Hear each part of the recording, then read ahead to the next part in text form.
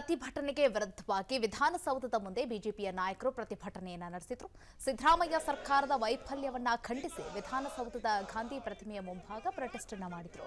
BJP ರಾಜ್ಯಾಧ್ಯಕ್ಷ B Y Vijayendra ಮತ್ತು ವಿಪಕ್ಷ ನಾಯಕ ಆರ್ ಅಶೋಕ್ ನೇತೃತ್ವದಲ್ಲಿ ನಡೆದಂತಹ ಪ್ರತಿಭಟನೆಯಲ್ಲಿ ಮಜಾವಾದಿ ಸಿದ್ದರಾಮಯ್ಯ ಅಂತ ಘೋಷಣೆಗಳನ್ನು ಕೂಗಿದ್ರು. ಇದೇ ವೇಳೆ ಸಿಎಂ ಕಚೇರಿಗೆ ಮುತ್ತಿಗೆ ಹಾಕಲು ಯತ್ನಿಸಿದ ಪ್ರತಿಭಟನಾಕಾರರನ್ನ ಪೊಲೀಸರು ವಶಕ್ಕೆ ಪಡೆದರು. ಬೆಂಗಳೂರು ಮಾತ್ರವಲ್ಲ, ದೆಹಲಿಯಲ್ಲೂ ಕೂಡ ರಾಜ್ಯ ಕಾಂಗ್ರೆಸ್ ಸರ್ಕಾರದ ವಿರುದ್ಧ ಬಿಜೆಪಿಯ ಸಂಸದರು ಪ್ರತಿಭಟನೆ ನಡೆಸಿದರು.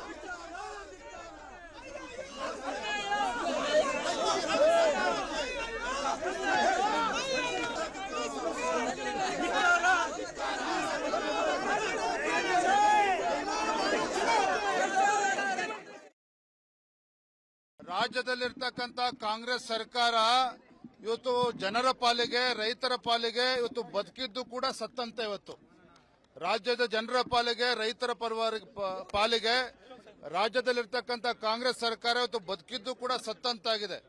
ರೈತರಿಗೂ ಕೂಡ ನ್ಯಾಯ ಸಿಗ್ತಾ ಇಲ್ಲ, ಬಡವರಿಗೂ ಕೂಡ ನ್ಯಾಯ ಸಿಗ್ತಾ ಇಲ್ಲ, ದಲಿತರಿಗೂ ಕೂಡ ನ್ಯಾಯ ಸಿಗ್ತಾ ಇಲ್ಲ.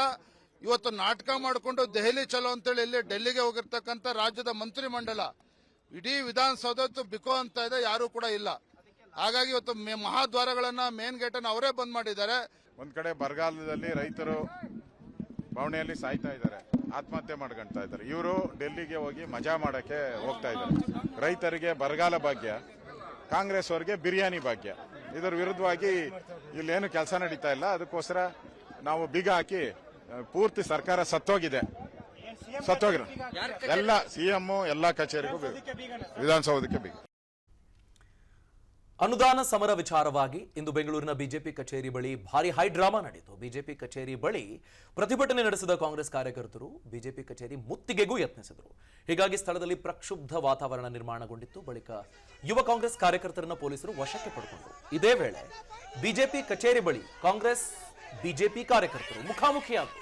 ಬಿಜೆಪಿ ಕಚೇರಿಗೆ ಮುತ್ತಿಗೆಗೆ ಯತ್ನಿಸಿದ್ದಕ್ಕೆ ಆಕ್ರೋಶ ವ್ಯಕ್ತಪಡಿಸಿದ ಕಾರ್ಯಕರ್ತರು ಜೈ ಹನುಮಾನ್, ಮೋದಿ ಮೋದಿ ಅಂತ ಘೋಷಣೆ ಕೂಗಿದರು.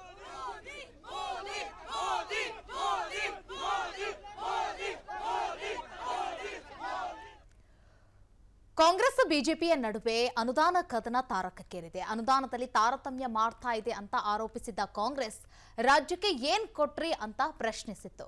ಹೀಗಾಗಿ ಕಳೆದ 10 ವರ್ಷಗಳಲ್ಲಿ ರಾಜ್ಯಕ್ಕೆ ಏನೆಲ್ಲ ಯೋಜನೆ, ಎಷ್ಟು ಅನುದಾನ ಬಿಡುಗಡೆ ಮಾಡಲಾಗಿದೆ ಅನ್ನೋದರ ಬಗ್ಗೆ ರಾಜ್ಯ ಬಿಜೆಪಿ ಅಂಕಿ ಅಂಶಗಳನ್ನು ಬಿಡುಗಡೆ ಮಾಡಿದೆ.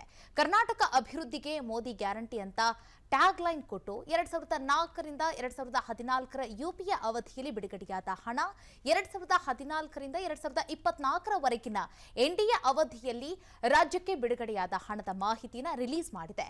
ಆದರೆ ರಾಜ್ಯ ಸರ್ಕಾರ ಹಣ ಬಿಡುಗಡೆ ಮಾಡಿಲ್ಲ ಅಂತ ಹೇಳ್ತಾ ಇದ್ದು, ಯಾರದು ಸತ್ಯ, ಯಾರದು ಸುಳ್ಳು ಎಂಬುದು ನಿಗೂಢವಾಗಿ ಪ್ರಶ್ನೆ ಉಳಿದಿದೆ.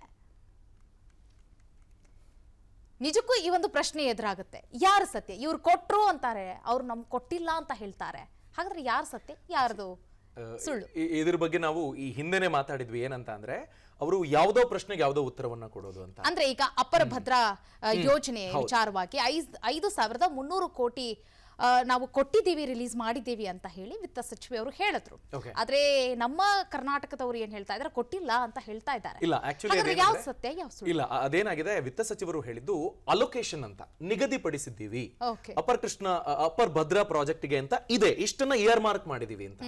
ಅದಕ್ಕೆ ಪ್ರಾಸೆಸ್ ಇರುತ್ತೆ. ಅಗೈನ್ ನೀವು ಡೀಟೇಲ್ಡ್ ಪ್ರಾಜೆಕ್ಟ್ ರಿಪೋರ್ಟ್ ಮಾಡಬೇಕಾಗುತ್ತೆ. ಈ ತರ ನಾವು ಮುಂದುವರಿತೀವಿ ಡ್ಯಾಮ್ ವಿಷಯಕ್ಕೆ ಸಂಬಂಧಪಟ್ಟ ಹಾಗೆ. ಈಗ Krishna project, upper Krishna project ಗೆ ಸಂಬಂಧಪಟ್ಟ ಹಾಗೆ ಗೆಜೆಟ್ ನೋಟಿಫಿಕೇಶನ್ ಮಾಡಿ ಇದು ನ್ಯಾಷನಲ್ ಇಂಪಾರ್ಟೆನ್ಸ್ ಪ್ರಾಜೆಕ್ಟ್ ಅಂತ ಮಾಡಿ ಅವಾಗ ಅನುದಾನ ಜಾಸ್ತಿ ಬರುತ್ತೆ ಅಂತ ರಿಕ್ವೆಸ್ಟ್ ಮಾಡ್ಕೊಂಡಿದ್ರು. ಗೆಜೆಟ್ ನೋಟಿಫಿಕೇಶನ್ ಆಗಿಲ್ಲ. ಬರ ಪರಿಹಾರ ಅಂತ ನೋಡ್ಕೊಂಡಾಗ ನಮಗೆ ಭಯಂಕರ ಬರ ಇತ್ತು. ಈಗ ನಮಗೆ 220 ತಾಲೂಕುಗಳಿಗೂ ಹೆಚ್ಚು ಕಡೆ ಬರ ಇದೆ. ತೀವ್ರ ಬರ ಅಂತ 100 ತಾಲೂಕುಗಳಲ್ಲಿದೆ. ನೀವು ಪರಿಹಾರ ಕೊಡಬೇಕು, ಬಂದು ನೋಡ್ಕೊಂಡು ಹೋಗಿ ಅಂದ್ರು. ನೋಡ್ಕೊಂಡು ಹೋದ್ರು. ಎಲೆಕ್ಷನ್ ಮೂಡಿಗೆ ಜಾರ್ ಬಿಟ್ರು. ಎಲೆಕ್ಷನ್ ಮುಗೀತು. ಕೇಂದ್ರ ಕೃಷಿ ಸಚಿವರೇನೆ ಅಲ್ಲಿ ಹೋಗಿ ಎಲೆಕ್ಷನ್ಗೆ ನಿಂತಿದ್ದನ್ನು ನಾವು ನೋಡ್ತಾ ಇದ್ದೀವಿ. ಸೊ ಇದೆಲ್ಲವೂ ಆಗಿದೆ. ಇದೆಲ್ಲವೂ ಆದಾಗ ಇವರು ಪ್ರಶ್ನೆ ಮಾಡ್ತಾ ಇರೋದು, ನೀವು ನಮಗ್ ಮೋಸ ಮಾಡಿದ್ರಿ ಅಂತ. ಆದ್ರೆ ನಾವಿಲ್ಲಿ ಗಮನಿಸಬೇಕಾಗಿರೋದು, ರಾಜ್ಯ ಬಿಜೆಪಿಯ ಘಟಕ ಕಾಂಗ್ರೆಸ್ನ ದಿಲ್ಲಿ ಚಲೋ ಹೋರಾಟಕ್ಕೆ ಇಲ್ಲಿ ಸ್ಪಂದಿಸಿದ ರೀತಿ. ಇವರಿಗೂ ಇನ್ವೈಟ್ ಇತ್ತು, ಬನ್ನಿ ಮಾತಾಡಿ ಅಂತೆಲ್ಲ, ಎಲ್ಲರೂ ಸೇರಿ ಅಲ್ವಾ. ಈಗ ರಾಜ್ಯದಲ್ಲಿ ಕ್ಲೀನ್ ಸ್ವೀಪ್ ಲೆಕ್ಕಕ್ಕೆ ಎಂಪಿಗಳಿದ್ದಾರೆ. ಒಬ್ಬರೇ Congress MP D K Suresh ಅವರು, ಅವರು ಕೊಟ್ಟ ಹೇಳಿಕೆಯ ಎಫೆಕ್ಟ್ ಅನ್ನ ನಾವು ಕಮ್ಮಿ ಮಾಡೋದಕ್ಕೆ ಅಂತ ಇಷ್ಟೆಲ್ಲ ಹೋರಾಟ ಡಿವಿಯೇಟ್ ಮಾಡಿದ್ರು ಅಂತ ಕಾಂಗ್ರೆಸ್ ವಿರುದ್ಧ ನೀವು ಮಾಡ್ತಿರೋ ಆರೋಪ. ಇನ್ನು ಮಿಕ್ಕವರ ಧ್ವನಿ, ಈಗ ಒಬ್ರು ತಪ್ಪು ಮಾತಾಡಿದ್ದಕ್ಕೆ ಇಷ್ಟೆಲ್ಲ ಹೋರಾಟ ನೀವು ಮಾಡ್ತೀವಿ ಅನ್ನೋದಾದ್ರೆ 26 ಜನರ, ಈಗ ಮೈತ್ರಿಯ ಕಾರಣಕ್ಕಾಗಿ 27 ಜನರ ಸೈಲೆನ್ಸ್ಗೆ ನಿಮ್ಮ ಉತ್ತರ ಏನು ಅಂತ ಅವ್ರು ಕೇಳ್ತಾ ಇದ್ದಾರೆ. ಈಗ ಆಯ್ತಪ್ಪ, ಇವ್ರು ಎಷ್ಟು ಸ್ಮಾರ್ಟ್ ಇದ್ದಾರೆ ಅಂತಂದ್ರೆ ನೋಡಿ, ಈಗ ಮೇಕೆದಾಟು ಅಂತ ಬಂದಾಗ ಇವ್ರು ಕೇಳ್ತಾರೆ, ಕೊಡ್ರಿ ಕ್ಲಿಯರೆನ್ಸ್ ಕೊಟ್ಬಿಡಿ ಅಂತ. ಅದೇ ಮಹದಾಯಿ ಅಂತ ಬಂದಾಗ ಬಿಜೆಪಿ ಅವರು ಏನ್ ಮಾಡೋದಕ್ಕೆ ಸಾಧ್ಯ ಆಗಿತ್ತು? ಟ್ರಿಪಲ್ ಇಂಜಿನ್ ಗವರ್ಮೆಂಟ್ ಇತ್ತಲ್ಲ, ಅದ್ರ ಬಗ್ಗೆ ಇವ್ರು ಕೇಳೋದು. ಓಕೆ, ರಾಜ್ಯ ಕಾಂಗ್ರೆಸ್ ನಾಯಕರು ಹೇಳುವಂಗೆ ಹಾಗಾದ್ರೆ ಬಿಜೆಪಿ ಸಂಸದರಿಗೆಲ್ಲ ಭಯ ಇದೆಯಾ? ಹಾಗಾದ್ರೆ ಭಯ ಅಂತಲ್ಲ, ಅವರು ಆಪರೇಟ್ ಮಾಡುವ ರೀತಿ ಅದು. ಓಕೆ, ಈಗ ನಿಮಗೆ ಮೇಡಮ್ ಸೋನಿಯಾ ಮುಂದೆ ಎಷ್ಟು ಜನ ಮಾತಾಡ್ತಿದ್ರು? ಎಷ್ಟು ಜನ? ಈಗ ಫಾರ್ ಎಕ್ಸಾಂಪಲ್, ಉಳುವವನೇ ಭೂಮಿ ಹೊಡೆಯ, ನಾವು ಕೊಟ್ಬಿಟ್ವಿ, ಇಂದ್ರಮ್ಮ ಕೊಟ್ಬಿಟ್ರು, ಅವ್ರ ಫೋಟೋವನ್ನು ಇಟ್ಕೊಂಡು ಜನ ಪೂಜೆ ಮಾಡ್ತಾರೆ. ಕರ್ನಾಟಕದಲ್ಲಿ ಅದ್ರ ಬಗ್ಗೆ ಪ್ರಸ್ತಾಪ ಮಾಡಿದ್ದವ್ರು ಯಾರು? ಅರಸರು ಇದ್ರ ಬಗ್ಗೆ ಯೋಚನೆ ಮಾಡಿದ್ರು, ಹಿಂದುಳಿದ ವರ್ಗಗಳ ಹರಿಕಾರ ಅಂತ ಅನಿಸ್ಕೊಂಡ್ರು, ಅವರು ಮುನ್ನೆಲೆಗೆ ತಂದ್ರು. ಸಂಕಷ್ಟದಲ್ಲಿದ್ದ ಸಂದರ್ಭದಲ್ಲಿ ಕರ್ನಾಟಕದಲ್ಲಿ ಚುನಾವಣೆಗೆ ನೀವು ಹೋಗ್ಬೇಕು ಅಂತ ಕರೆಸಿದ್ರು, ಅವ್ರಿಗೊಂದು ರಾಜಕೀಯ ಪುನರ್ಜನ್ಮ ಸಿಕ್ತು. ಆಮೇಲೆ ಅರಸರ ಕಥೆ ಏನಾಯ್ತು? ಇಷ್ಟೇ ಉತ್ತರ. ಇಲ್ಲ ಮೊನ್ನೆ ಆದ್ರೂ ಕಾಂಗ್ರೆಸ್ ಒಂದು ಪೋಸ್ಟ್ ಅನ್ನ ಬಿಡುಗಡೆ ಮಾಡಿತ್ತು. ನೋಡಿ, ನಾವು ಈ ಹಿಂದೆ ಎಲ್ಲ ನಾವು ಯಾವ ರೀತಿಯಾಗಿ ಕೇಂದ್ರ ನಾಯಕರ ಮುಂದೆ ನಾವು ಹಿಂಗೆಲ್ಲ ಕೇಳ್ತಿದ್ವಿ ಅನುದಾನ, ರಾಜ್ಯದ ಒಂದು ಪರಿಸ್ಥಿತಿನ ಹೇಗೆ ವಿವರಣೆಯನ್ನ ಮಾಡ್ತಿದ್ವಿ, ಆದ್ರೆ ನೀವು ಮಾಡ್ತೀರಾ ಏನಿಲ್ಲ, ಹೋಗಿ ನಿಂತ್ಕೊಂಡು ತಲೆ ಬಾಕೊಂಡು ನಿಲ್ತೀರಾ ಅಂತ ಹೇಳಿ. ಈಗ ನೋಡಿ, ಎಲೆಕ್ಷನ್ ಗೆಲ್ಲೋದೇ ನಿಮ್ಮ ಅಜೆಂಡಾ ಆಗುವಾಗ ಯಾವುದೇ ಪಕ್ಷ ಆದ್ರೂ ಚಾಲೆಂಜಸ್ ಇರ್ತವೆ.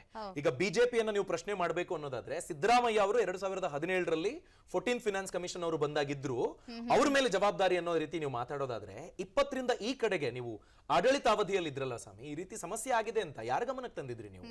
ಕೇಳ್ಬೇಕಾಗಿರೋದು ನಿಮ್ ಜವಾಬ್ದಾರಿ ಕೂಡ ಹೌದಲ್ವಾ?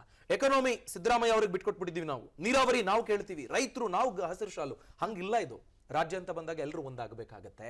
ಅಲ್ಟಿಮೇಟ್ಲಿ ಪೊಲಿಟಿಕಲ್ ಇಂಟೆನ್ಷನ್ಗಳನ್ನ ಇಟ್ಕೊಂಡು ನೀವು ಮುಂದುವರಿಬೇಕಾದ್ರೆ ಯಾರದ್ದು ತಪ್ಪು ಯಾರದ್ದು ಸರಿ ಅಂತೆಲ್ಲ ಕೇಳೋದಕ್ಕೆ ಆಗೋದಿಲ್ಲ. ಈಗ ನಿಮಗೆ ಇಡೀ ದೇಶದಲ್ಲಿ, ಈ ರಾಜ್ಯದಲ್ಲಿ ಕಾಂಗ್ರೆಸ್ ಹೆಂಗೆ ಸದ್ದು ಮಾಡ್ತಿದ್ಯೋ, ಇಡೀ ದೇಶದಲ್ಲಿ ಬಿಜೆಪಿಯ ಕೇಂದ್ರ ಟೀಮ್ ಸದ್ದು ಮಾಡ್ತಾ ಇದೆ. ರಾಜ್ಯ ಅದನ್ನ ಮ್ಯಾಚ್ ಮಾಡೋದಕ್ಕೆ ಇಲ್ಲಿನ ಬಿಜೆಪಿ ಟೀಮು ಪ್ರಯತ್ನ ಪಡ್ತಾ ಇದೆ. ಹಾಗಂತ ನಾವು ಹೋಗಿ ಪಟ್ಟು ಹಿಡಿದು ಕೇಳ್ಕೊಂಡು ಬಂದಿದ್ದೀವಾ? ಇಲ್ಲ, ಕೊಟ್ಟಿದ್ದನ್ನು ಇಸ್ಕೊಂಡಿದ್ದೀರಿ. ಇಂಥದ್ದೇ ಬೇಕು ಸ್ವಾಮಿ ಅಂತ ಕೇಳೋದಕ್ಕೆ ಸಾಧ್ಯ ಆಗಿದೆ. ಈ ಬೆಳವಣಿಗೆಗಳನ್ನ ಗಮನಿಸ್ತಾ ಇದ್ರೆ, ಒಂದು ಕೇಂದ್ರದತ್ತ ಬೊಟ್ಟು ಮಾಡಿ ತೋರಿಸ್ತಾ ಇರುವಂತಹ ರಾಜ್ಯ ಸರ್ಕಾರ, ಮತ್ತೊಂದ್ ಕಡೆ ರಾಜ್ಯ ಸರ್ಕಾರಕ್ಕೆ ಬೊಟ್ಟು ಮಾಡಿ ತೋರಿಸ್ತಾ ಇರುವಂತಹ ವಿಪಕ್ಷಗಳು, ಇದನ್ನೆಲ್ಲ ನೋಡ್ತಾ ಇದ್ರೆ ಜನಸಾಮಾನ್ಯರನ್ನೇ ಇವ್ರು ರಾಜಕಾರಣಿಗಳು ಕನ್ಫ್ಯೂಸ್ ಮಾಡ್ಲಿಕ್ಕೆ ಹೋಗ್ತಾ ಇದಾರೆ. ಆಬ್ವಿಯಸ್ಲಿ ಎಲ್ಲ ಟೈಮಲ್ಲೂ ಅದಾಗುತ್ತೆ. ಅದನ್ನ ಎಷ್ಟರ ಮಟ್ಟಿಗೆ ನಾವು ಸೀರಿಯಸ್ ಆಗಿ ಪರಿಗಣಿಸ್ತೀವಿ ಅನ್ನೋದು ಇಂಪಾರ್ಟೆಂಟ್ ಆಗುತ್ತೆ. ಈಗ ಇವರು ಗ್ಯಾರಂಟಿ ಅಂತ ಅಂದಿದ್ದಕ್ಕೆ ಮೋಸ ಅಂತ ಅಂದ್ಮೇಲೆ ಈಗ ಮೋದಿ ಗ್ಯಾರಂಟಿ ಅಂತ ಅವ್ರು ಮಾತಾಡ್ತಾ ಇದ್ದಾರೆ. ಬೇರೆದೇ ಡೆಫಿನಿಷನ್ ಅನ್ನ ಕೊಟ್ರು. ಅಂದ್ರೆ ನಿಮ್ಮ ಅಸ್ತ್ರವನ್ನ, ಇದು ಸೂಪರ್ ಅಸ್ತ್ರ, ಇದನ್ನ ಇಟ್ಕೊಂಡು ನಾನು ಗೆದ್ಬಿಡ್ತೀನಿ ಅಂದಾಗ ಅದನ್ನ ಹೈಜಾಕ್ ಮಾಡ್ತಾರಲ್ಲ, ಆ ಚಾಕಚಕ್ಯತೆ ಬಹಳ ಇಂಪಾರ್ಟೆಂಟ್ ಆಗುತ್ತೆ. ಅದನ್ನ ಬೇರೆ ಬೇರೆ ಪಕ್ಷಗಳು ರೂಢಿಸ್ಕೊಳ್ಬೇಕಾಗುತ್ತೆ, ಬೇರೆ ಬೇರೆ ರೀತಿಯಲ್ಲಿ. ಹೇಳಕ್ಕಾಗಲ್ಲ, ಕಾಂಗ್ರೆಸ್ನದ್ದು ಇದೇ ಸ್ಟ್ರಾಟಜಿ ಇರ್ಬೋದು. ಈ ತರದ ಹೇಳಿಕೆಯನ್ನು ತಂದು ಟ್ಯಾಕ್ಸ್ ವಿಷಯದಲ್ಲಿ ಮುನ್ನೆಲೆಗೆ ಬಂದು ನೀವು ಪರ್ಮಿಷನ್ ಕೊಟ್ಟಿಲ್ಲ ಅಂತ ಹೇಳಿ ಇದ್ರ ಮೇಲೆ ಇನ್ನೂ ಬಿಲ್ಡ್ ಮಾಡ್ಕೊಂಡು ಹೋಗ್ಬೋದೇನೋ ಗೊತ್ತಿಲ್ಲ. ಬಟ್ ಅಲ್ಟಿಮೇಟ್ಲಿ ಹೋರಾಟ ಇಲ್ಲೂ ಆಯ್ತು. ಬೀಗ ಹಾಕೋದಕ್ಕೆ ಹೋದ್ರು, ಅವಕಾಶ ಸಿಗ್ಲಿಲ್ಲ, ಕಿತ್ತಾಡ್ಕೊಂಡ್ರು, ಅರೆಸ್ಟ್ ಮಾಡಿ, ಪ್ರಿವೆಂಟಿವ್ ಅರೆಸ್ಟ್ ಮಾಡಿ ಅಲ್ಲೆಲ್ಲೋ ಕರ್ಕೊಂಡು ಹೋಗಿ ಬಿಟ್ರು. ಇಷ್ಟೇ ಆಗಿರೋದು ರಾಜ್ಯದಲ್ಲಿ. ಇದರಿಂದ ಏನು ಇಂಪ್ಲಿಮೆಂಟೇಷನ್ ಆಗುತ್ತೆ ಅನ್ನೋದು ಇಂಪಾರ್ಟೆಂಟ್. ಬರ ಪರಿಹಾರ ಕೊಡಿಸ್ಬಿಡ್ತೀರಾ? ಬಿಜೆಪಿ ಅವರು ಕೇಳಿ ಮೀಟಿಂಗ್ ಮಾಡಿಸ್ತೀರಾ? ನರೇಂದ್ರ ಸಿಂಗ್ ತೋಮರ್ ಅವರು ಮೀಟಿಂಗ್ ಮಾಡ್ತಾರಾ? NDRF ನ ಪ್ರಮುಖರು ಅಮಿತ್ ಶಾ ಅವರೇನಾದ್ರು ಅದ್ರ ಬಗ್ಗೆ ಮೀಟಿಂಗ್ ಮಾಡ್ತಾರಾ? ಇದ್ರ ಬಗ್ಗೆ ಮಾತಾಡಿದ್ರೆ ನೋಡೋಣ. ಅದು ಅಲ್ಟಿಮೇಟ್ಲಿ ಎಲ್ಲರೂ ಕೇಳಬೇಕಾಗತ್ತೆ, ಪದೇ ಪದೇ ಕೇಳ್ತಾನೆ ಇರಬೇಕಾಗತ್ತೆ, ಅವರವರ ಜವಾಬ್ದಾರಿಯನ್ನ ನೆನಪು ಮಾಡ್ಕೊಳ್ಬೇಕಾಗತ್ತೆ. ಅನುಕ್ಷಣದ ಸುದ್ದಿಗಳಿಗಾಗಿ ವಿಸ್ತಾರ ನ್ಯೂಸ್ ಯೂಟ್ಯೂಬ್ ಚಾನೆಲ್ ಸಬ್ಸ್ಕ್ರೈಬ್ ಮಾಡಿ. ಹೊಸ ಸುದ್ದಿಗಳ ನೋಟಿಫಿಕೇಶನ್ಗಾಗಿ ಬೆಲ್ ಐಕಾನ್ ಕ್ಲಿಕ್ ಮಾಡಿ. ಲೇಟೆಸ್ಟ್ ಅಪ್ಡೇಟ್ಸ್ಗಾಗಿ www.vistaranews.com ವೆಬ್ಸೈಟ್ಗೆ ವಿಸಿಟ್ ಮಾಡಿ. ಅಂಗೈಯಲ್ಲೇ ಜಗತ್ತಿನ ಸುದ್ದಿ ತಿಳಿಯಲು ವಿಸ್ತಾರ ನ್ಯೂಸ್ ಕನ್ನಡ ಆಪ್ ಡೌನ್ಲೋಡ್ ಮಾಡಿ.